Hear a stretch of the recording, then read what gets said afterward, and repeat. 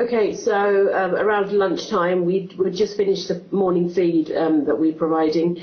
We'd just taken a walk around the camps, and all of a sudden I felt very dizzy, and I thought, oh, I'm going to pass out. And I just happened to be on the phone to Ravi at the time. I said, I think the heat's affected me. When I looked, then all of a sudden I looked up, and I saw children that had been playing happily, screaming, absolutely petrified, just chaos all round. Very, very scared. I've never seen anybody so scared in my life. These people, and they were just confused. And then I looked towards my team members further away from me, and they said, quick, get here. And all I can recall is that I was trying to run to try and get to them quickly, but I wasn't going anywhere. It was very bizarre, but the ground it was waves, it was just moving.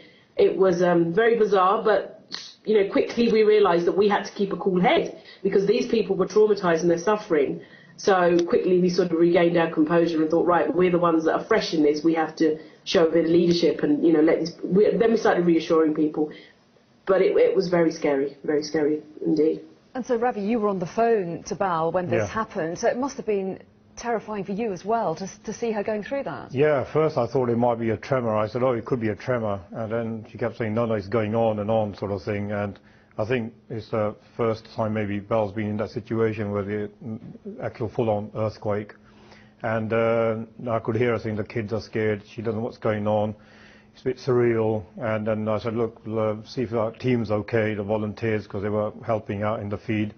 And then we got disconnected, and then we got on the phone trying to find out exactly what happened, and it turned out to be quite a big earthquake, and alarm bells started ringing, and so it was quite scary.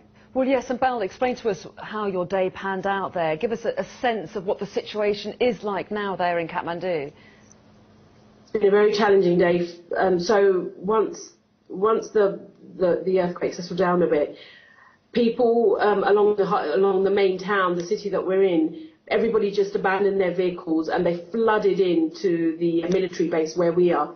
It's a very open area, flatlands. So all of a sudden people were just flooding in. Just where we are under our marquee, where we do the cooking, we had about 500 people that sought refuge there. And just all along the sides of the flatlands, basically everybody just made their way there to feel safe. And people were so traumatized, people were crying. And there were only a handful of us in comparison, but we tried to give them water, a bit of reassurance and say, look, you're safe, you're on flat ground, you'll be safe. And then people were hesitant to go back to normal life. They sat there for a couple of hours. We provided tea and we tried to sort of create a sense of normality, which is very challenging, as you can imagine. But then, as people they were reluctant to get back out of that space because it's an open space. And just as an estimate of how many people may be affected this time round, we usually cater for about 2,500 people at lunchtime and in the evening. This evening we've provided meals to 8,000 people. So we will see tomorrow how many of those are displaced people or how many just simply sought shelter today in that area. Very challenging day, very scary, and generally people are sleeping on the streets now. They're scared to go into the buildings. Yeah, hugely traumatic for everybody there, Ravi. And of course, you've just returned yourself. Yeah. And tell us what your thoughts are, given the scenes that you saw just a few days ago. When I landed there about 10 days ago, a few days after the earthquake, people were sleeping outside. They were too scared to go in. And as the time progressed, my time there, people started going back into the buildings. And now this has thrown them back out again. And Nepal will not be sleeping tonight. Nepal will not be sleeping. A lot of people will be anxious. They'll be on the streets. They'll probably be without shelter as well. And in the rural areas, one of our trustees, he's a pilot as well, and he volunteered to go. He was delivering aid into the mountainous region, in the villages. And he's come back very, very moved and very traumatized in a way because he actually saw the buildings collapse. And he said, we're lucky we made it alive. There's a lot of things in this situation where, like, I visited villages when I was there. And there's one particular guy that the family flashed in my mind again and again this morning. That was a family that we looked up, half the house had gone in the first earthquake. It was about to fall. And we were saying to them, please, please come down. We will give you shelter. We guarantee you shelter. They wouldn't move. There's about 6 or 8 people in the building, grandma, granddad, and the whole family. And this morning, I know the worst of it probably happened because it would have just gone over. and I hope there's no, fidelity. So there's a lot of stuff. A lot of kids are traumatized. They won't even go in the shower or the bath.